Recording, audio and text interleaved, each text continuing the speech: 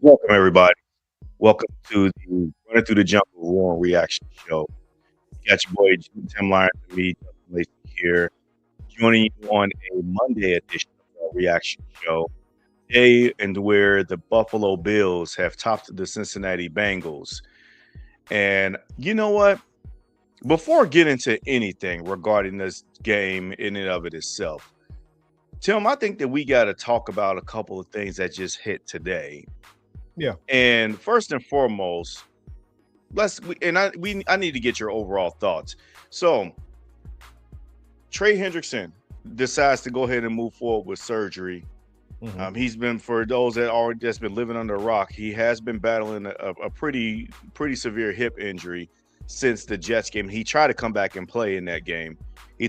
People questioned it that he took a cheap shot by their right tackle, Right. and he's been out of football since. He hasn't played in 5 weeks, and it was pretty evident that it was probably going to be something that he was probably not going to want to play through again. I mean, Right. I think that in this situation, you can't blame him. You got to take care of your health. He has no long-term security or anything like that. And people are going to have their fan opinions because right now emotions are high in this fan base. And I believe that when you don't have a day to rationalize some things like we just did, you'll just say some things that you probably don't mean to say about this subject matter. So, and also in addition, in other news, Jermaine Burton, wide receiver, third round pick from 2024, released. You know what, Tim? I'm going to Bye. let you take the floor. I want to let you take the floor. Give me your thoughts on both of these subject matters. Yeah. So real quick, I'm not going to spend much time on Jermaine Burton. Jermaine Burton, he's been an issue since he was drafted for the Bengals. He's missed meetings, fallen asleep, get evicted from his apartment. There was issues before he came to Cincinnati. You know what? It's about time they got his ass out of here. Bye. Have a nice day. Well, I wish you the best. It is what it is. It was a waste.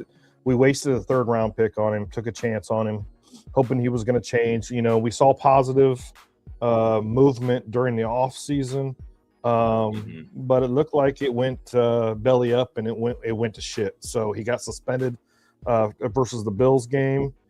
He's missed other traveling games as well throughout, and they've been saying it was an ankle injury. And if you recall, Justin, remember I said something about it weeks ago. I said, I bet you this isn't an ankle injury. This is something else. This is something else that's going on because he's missed the entire season. But anyways, bye. Wish you luck. If you need help, call somebody at Fred Meyer or Kroger that can bring you some trash bags, put your shit in and get the hell out of Cincinnati. Bye-bye. Have a nice day. Now, when it comes to Trey Hendrickson, here's my frustration with you Cincinnati Bengals fans. I'm a Cincinnati Bengals fan. I'm a diehard Cincinnati Bengals fan my entire life. I'm almost 50 years old. You guys want to blame the Cincinnati Bengals for what's going on with Trey Hendrickson. No, Trey Hendrickson's what's wrong with Trey Hendrickson right now. Trey Hendrickson, thought he could get over this injury. They call it a core. He's having a core injury surgery, which is 5-6 weeks later when it happened. He was hoping it was going to heal on its own.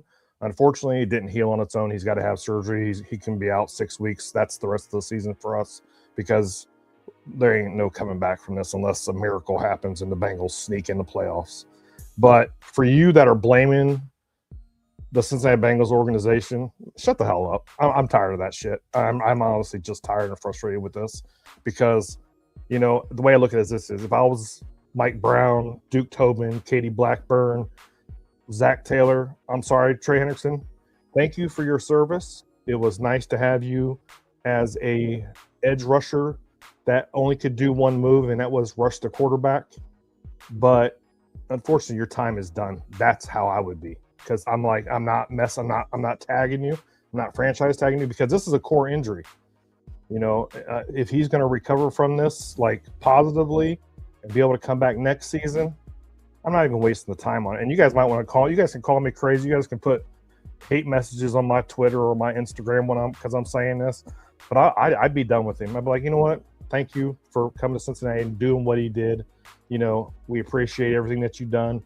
But at this time, I'm not giving a guy that is 30 plus years, from 30 to plus years, $30 million contract.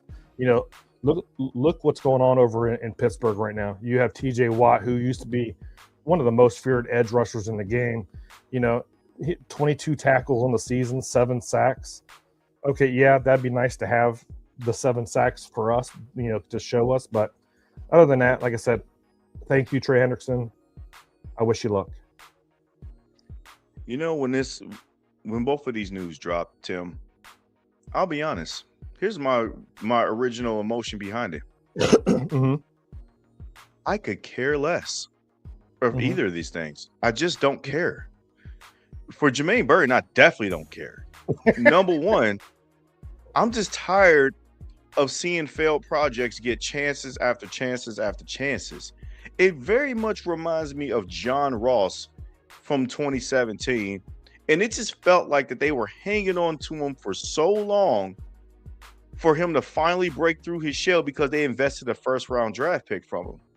And I get it. Jermaine Burton is a third-round pick, but he's still a higher-end draft pick. When you get picked in the first 3 rounds, you're considered a high-value pick at that point.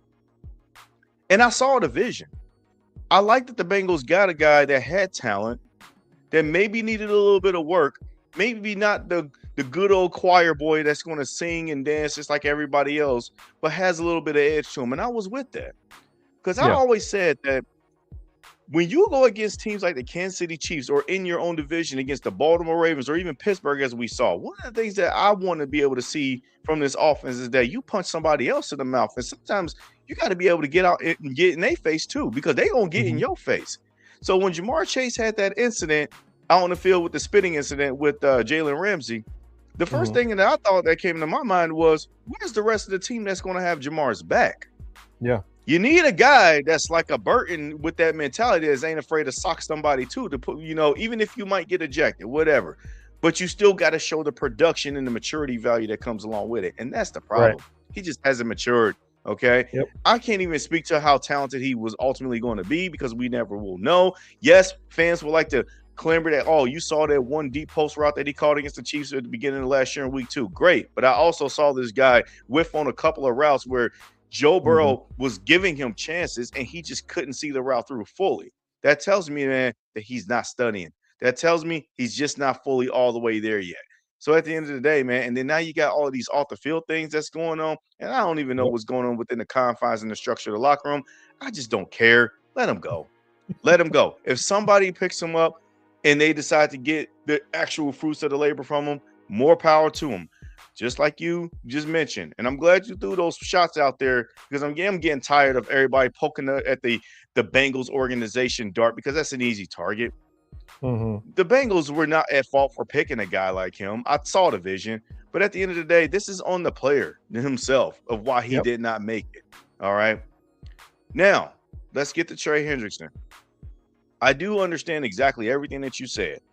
I come from the mind frame of I kind of support the player in this, but I also understand why the Bengals took the approach that they did when it came to his contract. All offseason, I was just been saying, man, you should have just gave him the bag, whatever. But at the same time, they would have definitely regretted that, seeing how everything unfolded. Yeah. Trey Hendrickson did ask to be a captain as part of his clause in this contract, the pay raise bump. Did you see a captain at all on defense all season from him? No, you did not. In fact, the only time I felt like Trey Hendrickson even showed up this year was week 2 against Jacksonville when he had the closeout sack. Yeah. I haven't seen Trey at all the rest of the way. He hasn't done anything of any important substance. Now, I think he did show up week 1 a little bit against the Browns, but since week 2, he hasn't done anything. That's the honest truth. And we gave him $30 million.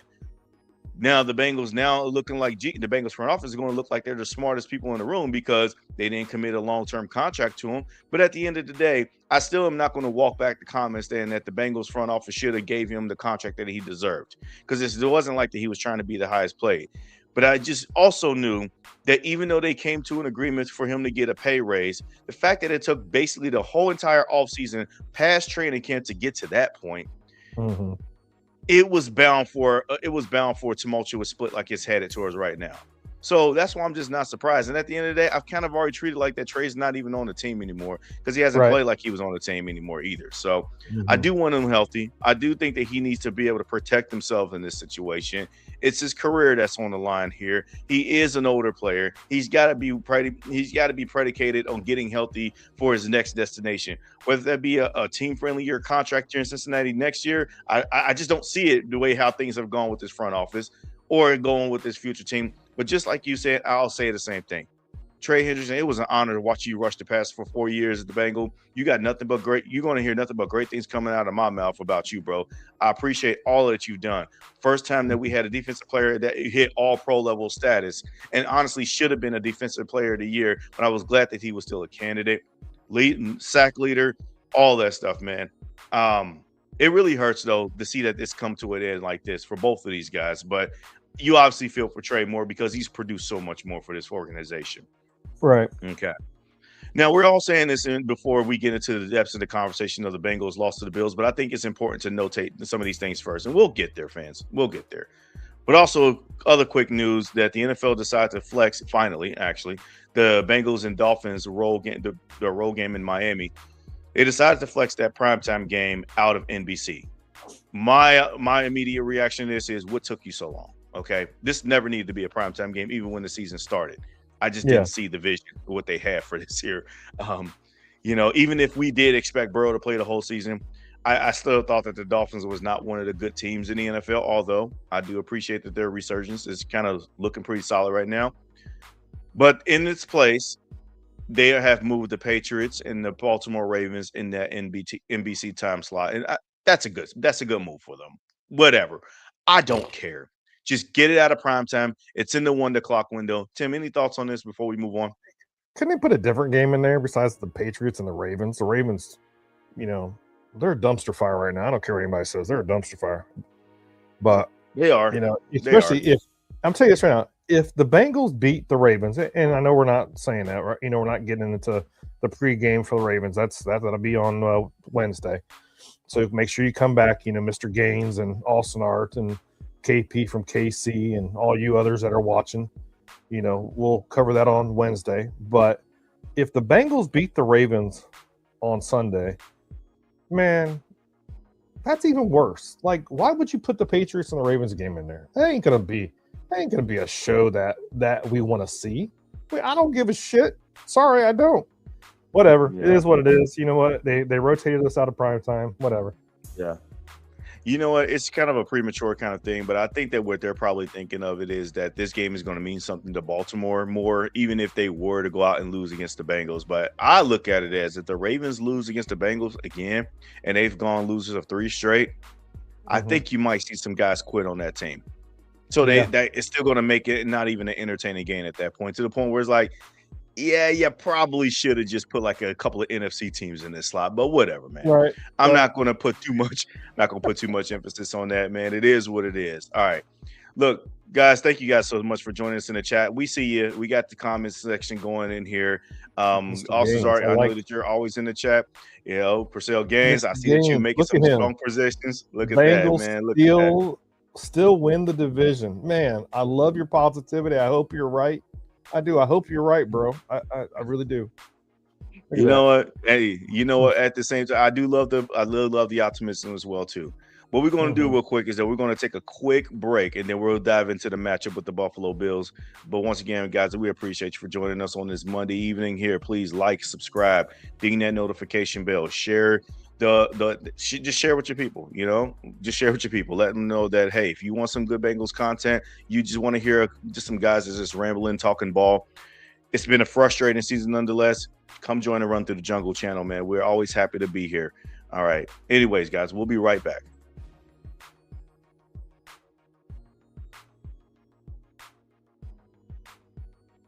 All right. Thank you guys for joining us back here. If you're watching us on YouTube, we were only gone for a split second. If you're going to be listening to us on the audio platform later, we do have to go pay a couple of bills here. So we can just keep it going with our subscriber partners and everything. So, all right. It's time to rip the Band-Aid off. All right. We got to talk about this Bengals-Bills game. So The Cincinnati Bengals went into Orchard Park in the snowy Buffalo Bills field and lost the game. But it was a fun game. If you are a fan of the Buffalo Bills, you are thinking to yourself, man, did we pull that game out? Mhm. Josh Allen is heroic again. The Bills defense was getting their asses kicked by Joe Burrow until it was a couple of incredible plays, one of them by Christian Benford and another tip pass and the interception by, I believe, what was AJ Epinesa. Outside of that, this game would have been a dumpster fire loss for the Buffalo Bills because no matter how good Josh Allen was, and he was really good in the second half, they just couldn't overcome Joe Burrow. If you're a fan of the Cincinnati Bengals, you're sick to your stomach. And we are fans of the Cincinnati Bengals. You are sick to your stomach because you had the golden opportunity handed to you on a silver platter. Joe Burrow does not lose to the Buffalo Bills. In fact, even after this game, you would still put money on the line to bet that Joe Burrow will beat the Bills the next time they play each other. Because for some reason, it's like Tom Brady versus the Indianapolis Colts, Manning versus Brady versus Manning.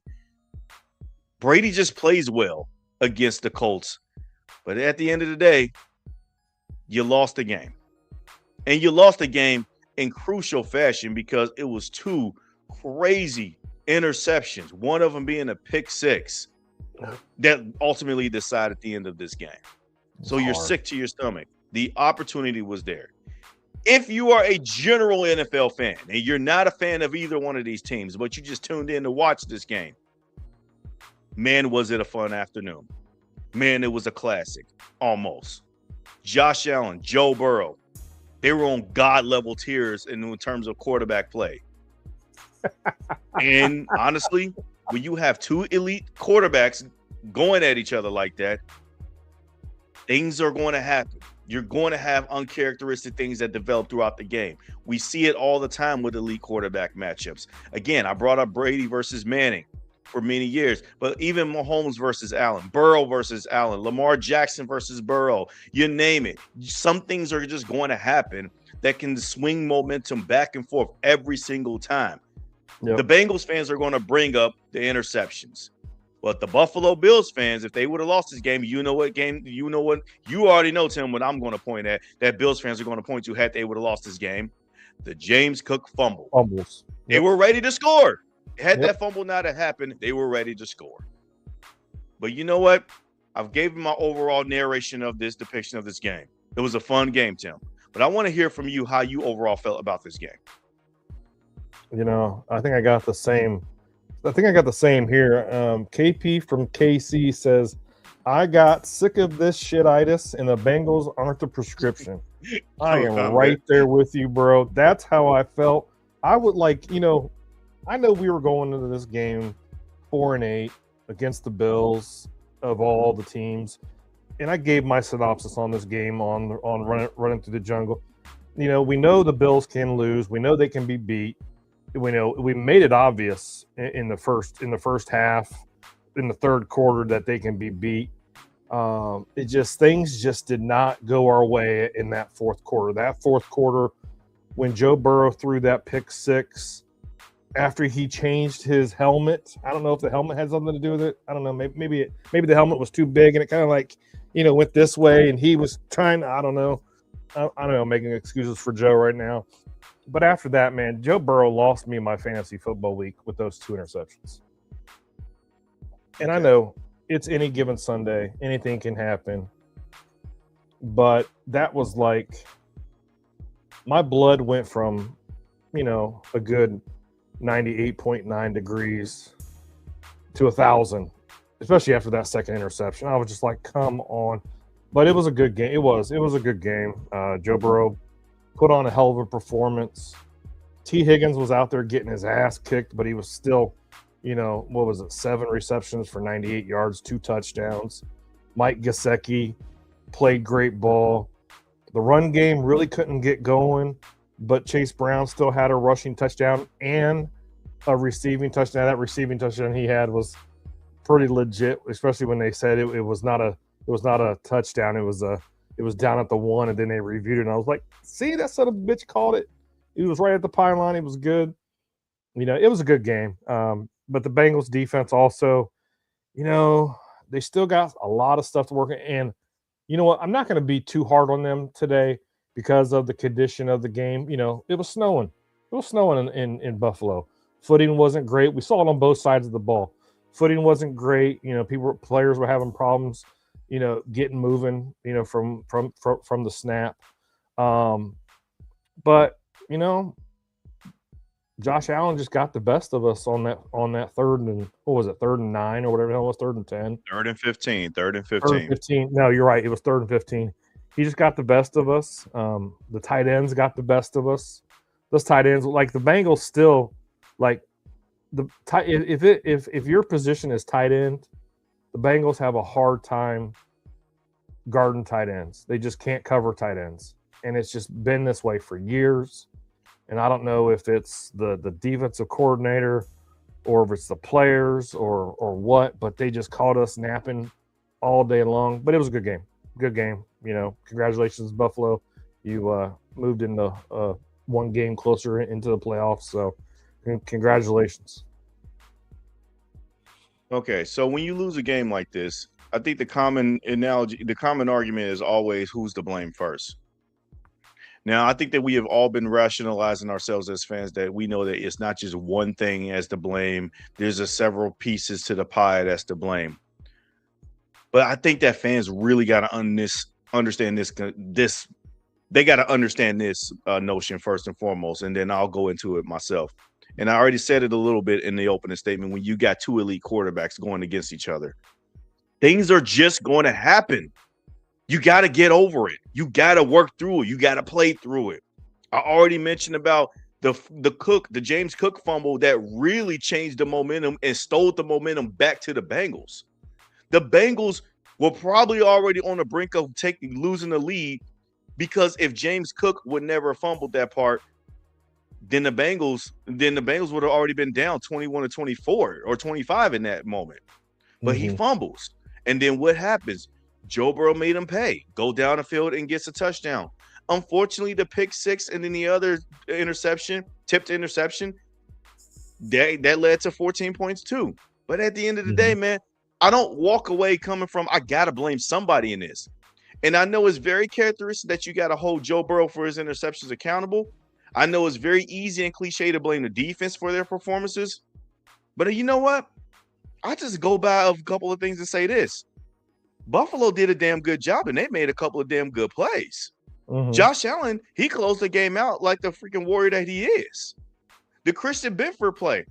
Now, you're going to see comments all over social media, Bengals social media, about saying Joe Burrow should never have thrown that. He should have just thrown it into the ground. That was the one mistake that he made. Did you see the replay? Jamar was open, and he was setting up the screen pass to Jamar Chase. Christian Benford just high-pointed it and made a great play. I think that Joe Burrow completes that pass 99 times out of 100. Christian Benford just happened to got the one athletic play. And credit Christian Benford because he's had a great season all season long, man. He's become that cornerback, kind of like how we've been hoping that C.J. Turner's become. Christian Benford has become that for them. And that's a guy that they drafted in the 6th round back in 2022. Okay? Get to know those kind of things. So they've been waiting for somebody to really take on that cornerback leadership role. It was supposed to have been Kaiir Elam. It hasn't been. They brought in Tre'Davious White. He's kind of old. It's been a lot of things, but Christian Benford has been the guy that stuck for them. So you got to tip your cap when you see guys make plays like that. Just like you got to tip your cap if you're the Buffalo Bills when you see a guy like DJ Turner make the play that he made, forcing a fumble. The second interception that Burrow threw, it wasn't an uncharacteristic interception. Burrow was ready to come back and put the pick six behind him and just go right down the field and score because he knew that he gave up the lead and it was a mistake. It happened, but I'm not blaming him for it. It was just a great play. But at the end of the day, if that ball lofted over Benford, it lands in the hands of Jamar Chase, and Jamar probably gets a good 7 or 8 yards out of that. And knowing Jamar, he breaks tackles, he probably gets 10 yards out of that. And first down, the drives keep going, you were already there. You got to keep the pedal to the metal. But the second interception, Jamar Chase was open. He made the right read. It's just lucky things happen for the Bills in that where the ball just tips and then lands in the hands of the D line, and then next thing you know, another pick on back-to-back throws. It happens, guys. Things happen. Okay, just like when the Bills went for it on fourth down, they knew what kind of game it was, and then they didn't get the first down, and then the Bengals got the touchdown out of it. You got to live with some of these results. It happens, man. It's frustrating and it's annoying because you want to throw the blame, but you can't. And as far as the defense go, I am to the point with the defense that I've always been all year long, that they're unwatchable at times. I've always been there. But let me give credit to where credit is due. I appreciate the efforts from Myles Murphy. I appreciated the efforts from Joseph Ossai. I appreciated the efforts from some of those guys on D lineman. BJ Hill getting in the sack, stepping up. TJ Slayton stepping up and getting the sack. DJ Turner, even though he got picked on, it wasn't his best game, but he was the one that caused the fumble, the James Cook fumble. I appreciate efforts like that. But at the end of the day, you still were undisciplined and sound when it comes to just micromanaging and keeping the spy on Josh Allen, and that what killed you. Because it was 3rd and 15. At the end, I was thinking myself that the game was already over, even though Burrow was heroic in getting them within a few points, because all you needed was just to get the ball back. And then I thought to myself, if Burrow gets the ball back, man, the Bills are in trouble. But what did Josh Allen do? Strapped up that Superman cape, facing the 3rd and 15, when I credit the Bengals defense for getting the sack to force the 3rd and long to begin with. But he ran it for a first down. And the thing is, though, even if he didn't get the first down right there, I think that they would have trusted Josh Allen enough just to get it to 4th and short, and they still would have gone for it because they know what kind of game it was. The defense did lose the game on a compounded number of things, but bottom line is you should have been able to contain Josh Allen, even though I know he's like a human buffalo. He's hard to beat at times, and he's hard to stop. When he gets going and when he gets running, it's hard to chase him down. But to allow that dude to go 40 yards wide open for a touchdown run and nobody was in the vicinity for him, that's unacceptable. The 3rd and 15, nobody was around him. That's unacceptable. The 4th and goal, you had a chance to stop them and stonewall them and force a that was a lucky ass pass. That was a lucky ass pass. It certainly was. But the bottom line is, though, that's why if you're a Bills fan, you're not walking out of this, even though you might want to talk trash to Bengals fans because you finally got one on the Joe Burrow for once. But if you're a Bills fan, you're not walking away from this thinking that, oh my gosh, we're the stuff now, we the shit. No, you walking out of this saying like, damn, bro, we escaped one because Joe was cooking. He was. So I just wanted to give my analysis in that larger view for him because I think that there's just too much iteration that we commonly do this thing where after a game, it is so comical at this point with this fan base that we see online to always place blame somewhere. Joe Burrow won us this game originally. Joe Burrow also had a couple of interceptions that swung momentum, but so did the Bills. Okay, it happens. But at the end of the day, I still trusted in my guy number 9 to lead us out the tunnel and win us that football game. And guess what? Had he would have had the ball last, I think he would have won the game. I just do. That second touchdown to T. Higgins now, they scored on the plus side of the 2-minute warning. They got down the field so quick. But again, I feel like that we get into this wheel, and I'm really kind of tired of it at this point with this fan base, that they're just frustrated overall to the point. I got to mute some things. I got to mute some people. Tim, I'm tired of it. Am I wrong to feel this way? No, because I get tired of seeing I get invitations to these Bengals groups on Facebook and all that stuff, and I have to leave because it's just like, if they sat down and actually understood the game instead of blaming everybody for this and that and this and that, we're Bengals fans. It seems like sometimes nothing goes our way, but it is what it is. We're 4-9. We got 4 games left. We can try to enjoy the rest of the season and see what happens, and it's just I don't know. It's a blessing to be alive and wake up every day and watch some NFL football or whatever your favorite sport is. So, right. Just be thankful. You know what? Let's go ahead and pivot because we got some game balls to give out. We are at the half-hour mark of the show. It's been a fun discussion so far, even though it's been a frustrating discussion. But I think that I wanted to kind of let cooler heads prevail. But let's go ahead and get into some game balls because I think that even in spite of the loss, there's still some game balls that I would love to give out. Offense and defense. We know we lost the game. Tim, I want you to start off with give me your offensive game ball for the game. You know, it was, he went out there, he played his heart out, he battled through some things, and I'm gonna give it to Ice-T. He was battling.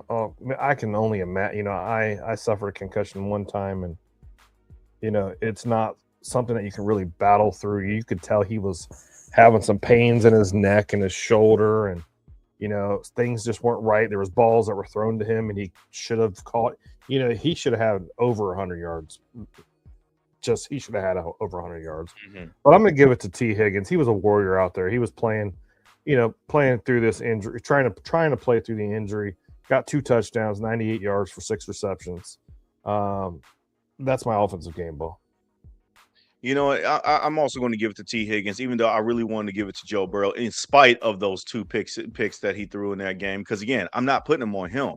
He made the right reads on both of those throws. It just unfortunately you caught a bad break on both of them. It happens, but I do want to give it to T. Higgins in this game, just because man, he was mossing the living hell out of those DBs. They couldn't cover him, and I understand T. Higgins had a couple of bad drops. One main bad drop. The other one you can argue was kind of overthrown, and that was the one before the half. But man, that one-handed touchdown pass that he made, even beautiful. With the DB draped on him, man, he had the guy pulling his arm, and he still caught. And that should have been a flag, by the way, but no flag was thrown. Mm-hmm. But he still came up with that catch anyway. And again, so I also wanted to include Joe Burrow in this because the throw, man, the freaking throw was just insane. Joe Burrow was dotting up everything, man, in the snow, in the freaking cold. He was just cutting that Bills defense through like hot knife and butter. And that's why I still will consider Joe Burrow as my honorable mention, I guess, in this spot here. I thought Ja'Marr was very impactful, even though he didn't get a lot of targets in this game. The Bills defense did make a conscious effort on trying to slow him down. But Ja'Marr showed up when you needed him to. And that was the thing that I needed. When it came to certain key critical third down conversions, who did Joe Burrow look for? Number one, it's Uno. And it didn't matter if he was double teamed or triple teamed. When if it's 3rd and 4 and you needed to get a conversion going and the crowd noise, and you're on your side of the field, I'm going for number one. I also wanted to shout out Mike Gesicki because man, the Bengals were so fantastic on third down in this game. They were. Yep. But the one catch that Mike Gesicki had that was a hands catch, kept the ball away from his body because he knew that the DB was going to jar his arm through his hands to try to jar it loose. But Mike Gesicki, man, what a hell of a play. And he caught a touchdown in this game, too, on a crazy Burrow scramble to evade pressure, just like it was in the 2022 playoff game. It was so deja vu with some of these games. But yes, when it all comes down to it, man, I think the heroic effort, the built for it tough kind of effort that I saw from T. Higgins, in spite of suffering 2 different instances where it felt like that he was getting concussed, still showed up. And that's a warrior, man, for me. And that's why I'm so happy that the Bengals extended him, because you don't need to let a guy like him go, because he is also a guy that helps make that receiving room go. Now let's pivot. Going to defense. For most people looking at the defensive performances and all that, this could be a tougher decision to give a game ball to. I'll leave this one off, man. I don't think it's going to be that difficult at all. I think that at the end of the day, I expected this defense to be horrible. I expected them to be bad. And they were bad, and they were unwatchable. But there are still certain individual efforts by players that I really appreciated. And I already highlighted them, so I'm not going to go down that rabbit hole. But I'm not going to mention any linebackers, because one thing is crystal clear. Once again, the Bengals just have bad linebackers. Mm-hmm. I'm not going to fault the rookies because they're rookies in this situation, even though they're just bad football players this year. But they're not built to be starting linebackers right now. They got to wait and grow and nest a little bit. I think the Bengals just got caught with their pants down with the plan that they had, thinking that they can just get away with the bare minimum effort at linebacker. I still think that they made the right decision, on cutting Jermaine Pratt. I'm not going to walk away from that or walk back those comments. That was the right move. But you didn't expect Logan Wilson to fall off a cliff like the way he did, and then you trade him. Oren Burks was really a special teams guy, but you should have did a lot more to be able to invest in that position instead of just a couple of picks that you really had to force yourself into. So we know linebacker ain't getting the game ball from me. The one that I am going to give a game ball to, and I will shout out to B Dirt here. I appreciate you for making this accurate prediction because this is the guy that's going to get it for me, and that's Joseph Ossai. Not only that he wreaked havoc in this game, he got a sack on Josh Allen in this game. He caused the amount of pressure in this game to force him to step up for other people to get sacks in this game. It really felt like I was watching Trey Henderson 2.0 a little bit. Without the forced fumbles, I will say. He was the anchor of the ship. And once he was out, you saw no pass rush. Even though I do appreciate the efforts by Myles Murphy, Myles Murphy just kept getting there too late. But Joseph Ossai is the one that I will say gets my game ball for the efforts that he played and just put on out there in display. Because going against a guy like Josh Allen, man, it is hard. Lamar Jackson was one thing because you can tell he was sort of amper a little bit of injury or whatnot. But Josh Allen, he ain't coming in this game with no injuries. You know what I mean? So you got to figure out how you got to wrap him up and get him down. And I felt like Joseph Ossai was one of the leaders to be able to kind of simulate that until he went out with the shin injury. So that's what my defensive game ball pick. Honorable mention, I am going to say DJ Turner because he did force the fumble. Yeah, I'm going to agree with you. I'm going with Joseph Ossai as well. He just continued what he did last week, this week. It was. I'm hoping that he can come back from that shin injury. I don't know what it was. I don't know if it was shin splints or whatever the situation is. I don't know, but I hope he can come back and keep continuing on doing what he's doing. DJ Turner. Yeah, I agree with you on the honorable mention. Geno Stone played okay. I'm not gonna say he played perfect. Right. He made some good plays. But there were some plays that I'm going, that mother needs to learn how to tackle. But yeah, Joseph Ossai is my defensive game. I'm not gonna spend much time on it. I think we said enough. So yeah. Joseph Ossai. Yeah. And going into the comments, I know Austin, are you saying that next year they have to draft some good linebackers? Look, man, this ain't got to be about you got to prioritize linebacker at the top of the draft board. You should have already did that last year when Jahai Campbell was first on the board first round. But whatever. Shoulda, coulda, woulda, you didn't do it. But you got to make a conscious effort to rebuild this defense as a whole.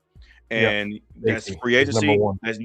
You might need to make trades because you still need safety. You need everything on that D line, that defense period. So I don't want to just predicate. I know it's so popular because everybody's creating mock drafts now and whatnot, and it's crazy that. Because I ain't doing that. You gotta commit to building this. You gotta commit to getting strong resources this offseason because you should have did it this past offseason for this season coming up. After we appreciate you for being in the chat. You saying Allen's a beast? Absolutely. Yeah. I agree with this comment 100%. Josh Allen was a warrior, and quite frankly, he's like the Brett Favre of this generation because if people recall Brett Favre in his long storybook Packers career, he never got hurt. Josh Allen is practically the same guy. I call him the human buffalo for a reason because he just fits the Bills kind of esque mantra there. So that's why he's built like a freaking line. He's a linebacker out there throwing footballs. Come on, let's say it as we see it. He's a big dude. He's probably I think he is the biggest. The biggest. And he's really talented, not just running the ball, but throwing the football as well. He's just a linebacker out there throwing footballs. Yeah, exactly. You know what? And 100% agree. But look, guys, we're going to wrap it up for the show. But before we get up out of here, I think there's a few things to know. We're going to get into our final thoughts here before we get into slight discussions about going to the bank, about the Ravens game upcoming. Give us our full synopsis because at this point, man, the season should feel like it's about over now at this point. Even though we're not mathematically eliminated, it does feel like that this was kind of the final driving nail in the coffin. And all you're doing, if you're still clinging on to playoff hopes because the Bengals are technically not mathematically eliminated. I know we had a guy in the comment section that really kind of put it out there. All you're doing is set yourself up for some crazy disappointment, even though I believe in Joe Burrow. But this team got a lot of problems. We've always known that. I think that we allowed our judgments to get clouded a little bit because the Bengals still had hope. They beat the Baltimore Ravens on Thursday night, Thanksgiving. It was great. they've had Buffalo's number, and you're going in their place, even though it's still in their place. You just believe that Joe Burrow coming back, looking as better as ever. You just thought, all right, we got this and went in the bag.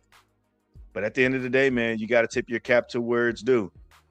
The Bills showed up and they played hard too. And Josh Allen, he did Josh Allen things.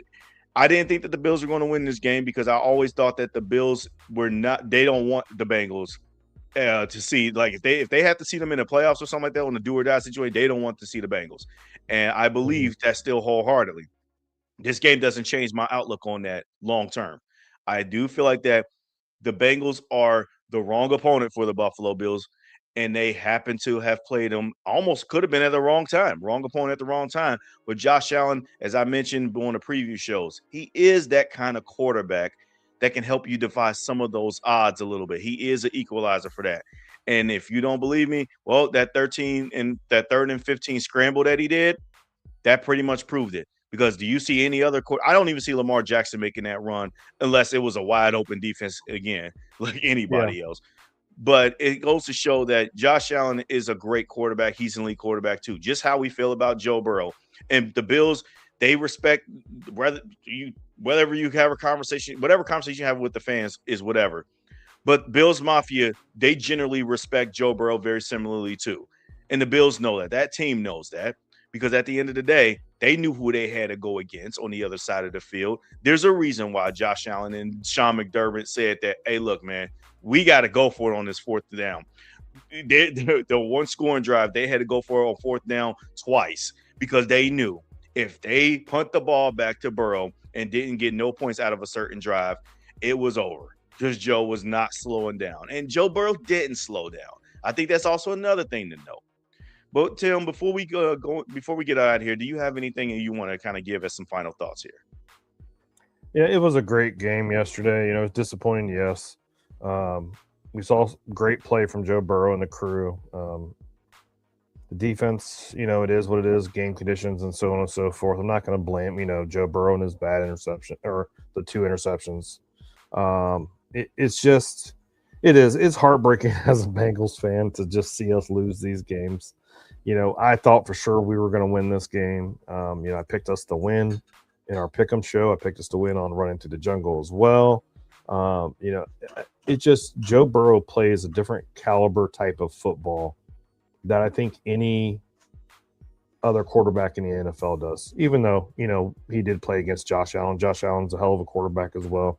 But I just really hope that over the next couple weeks, we see some more positivity from the defense and we make these off-season moves and boost up that defense. So as KP from KC said, we're really the same team from last year, man. Mm-hmm. You're right. You are right. Besides, a couple of rookies or whatever.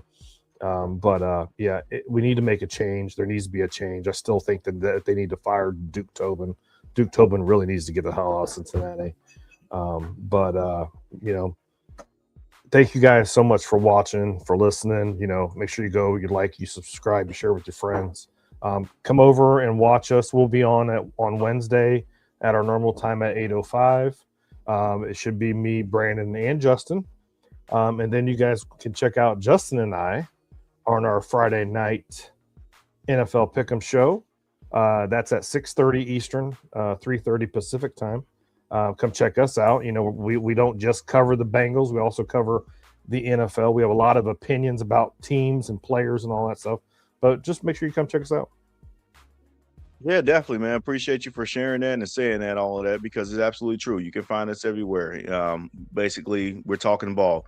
One other little final note I'll just say on this is that I get it that a lot of fans heightened emotions regarding this game is centered basically off of what the Bengals did to the Bills the last few times we played them. And I think that you got to really understand and stress the importance. I think this is a great way for me to close that out and just by saying, when you're going against other elite quarterbacks, you know that they're going to get their leg up on you at some point, at some time. Josh Allen eventually was going to get a win and not a win against Joe Burrow.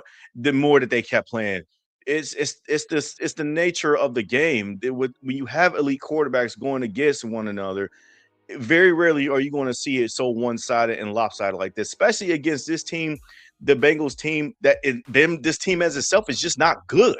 They're not good. They are literally carried by Joe Burrow, Jamar Chase, and T. Higgins, and that's it. This flaws throughout this entire roster. It is awful, really. The Bills, now I get it. Yes, our main focus is on defense. For a long time, it was offensive line. Now the main focus is on defense. We'll get into offseason talks and stuff like that at another time. But I think it's also one thing important to note. Buffalo wishes they had an offense like the Bengals. Again, they are sorely pissed that Joe Brady is calling screens and checkdowns and stuff like that because they can't push the ball downfield. Right. They have to rely on heroic efforts from Josh Allen. Feels like every week, but yet every week they're not going to see a Bengals bad defense like that. So it'll be very intriguing for them when they go on the road at New England. Even though I do like Buffalo's chances in that game, but at the end of the day, man, you got to tip your cap where it goes the most. It's just the same way how I felt when the Chiefs finally exercised that Joe Burrow demon and beat us in the playoffs. Eventually, you knew he was going to get one. He wasn't going to keep losing to Joe forever. And it was just like Joe Burrow, Thanksgiving against the Ravens. You knew he was going to get that monkey off his back at some point. Just like I expect, and it's a great segue, just like I expect the Bengals to finally get their home win against Lamar Jackson. The Bengals have beaten the Ravens at home, but they haven't beaten Lamar Jackson at home. He's technically undefeated in Cincinnati. And yes, that does include some bad Bengals team that Joe Burrow wasn't there for, but whatever. I do expect the Bengals to exercise some demons at that particular moment, but we'll talk a lot about that in previews when we do break that game in our normal Run Through the Jungle show. But once again, guys, I really appreciate you. Thank you so much for joining us. I know it was a frustrating game. It was a frustrating loss. Your season was on the line. The playoffs, it felt palpable that you could see it. You could see the path. But unfortunately, we dropped this one to the Buffalo Bills. It was a fun game, entertaining game nonetheless. But you know what? I'm still going to put my head held high, and I'm still going to watch this team on Sunday. And I encourage you to, because at the end of the day, I got one of the best quarterbacks of all time on my team, and I'm not going to pass up that opportunity to watch him play before he hangs it up. So again, man, appreciate you guys for joining us. Thank you so much again. Catch us next time as we are running through the jungle.